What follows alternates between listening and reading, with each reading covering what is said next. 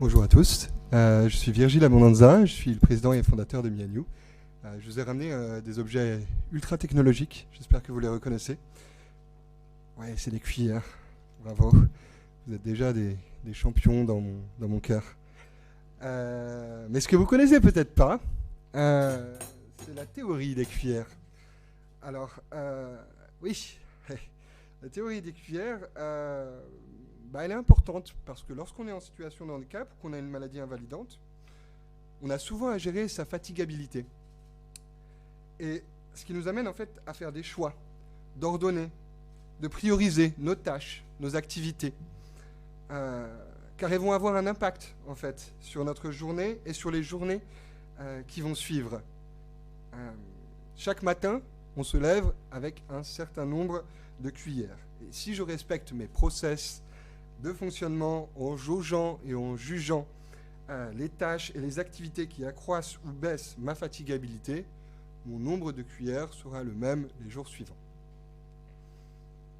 Par contre, si je ne respecte pas cela, mon nombre de cuillères va baisser jour après jour jusqu'à ce que je ne puisse plus rien faire et que je tombe malade.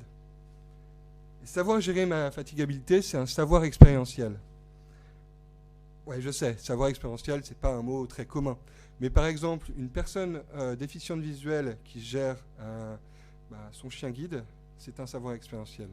Une personne qui gère son aide humaine au quotidien, pour être autonome, c'est un savoir expérientiel. Et ces savoirs expérientiels, on peut les transcrire en compétences, en savoir-être, ce qu'on appelle en soft skills. Gérer ma fatigabilité au quotidien, ça me demande de résoudre des problèmes complexes, de faire preuve de créativité. Ça me demande de gérer mon stress, ça me demande de gérer mon temps.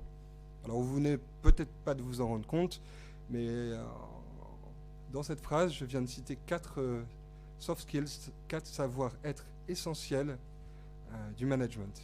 4 savoir-être essentiels du management. Ce qu'on propose chez Mianu, c'est de valoriser les savoirs expérientiels des salariés en situation de handicap, pour une meilleure efficacité de votre entreprise, pour un meilleur maintien dans l'emploi, pour une meilleure intégration et une meilleure qualité de vie au travail de vos salariés en situation de handicap. Alors vous allez me dire, mais comment on fait pour réussir un tel miracle? Alors je vais vous donner les 3 ingrédients de la formule magique Mianu. Je vais commencer par le premier. Tout d'abord, Mianu mise sur le pair accompagnement en ligne. Le pair accompagnement, c'est la transmission et le partage d'expériences entre personnes en situation de handicap. Et tout ça en ligne.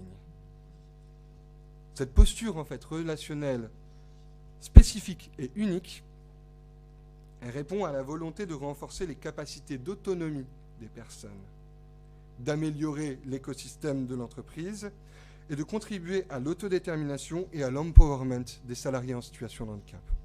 Aujourd'hui, on a déjà pair accompagné plus d'une centaine de binômes sur notre plateforme en ligne et on a déjà pair accompagné des salariés en situation de handicap de la ville de Paris, d'EDF et de la Croix-Rouge française. C'est notre première année et on a déjà un chiffre d'affaires de 40 000 euros. Notre deuxième ingrédient de la formule magique de Mianu, c'est que tous nos pairs accompagnants sont en situation de handicap et ils sont formés et certifiés pour l'accompagnement. Ça nous différencie en fait de l'emploi accompagné, ça nous différencie du job coaching ou du coaching classique. Parce que notre pair accompagnement, il fait intervenir l'effet miroir. Ça permet un échange horizontal et de médiation entre personnes en situation de handicap. À l'inverse de la distance qui peut exister avec les RH, les managers ou avec les référents handicap ou les assistants sociaux des entreprises. Notre troisième ingrédient de la formule magique Mianu, c'est que,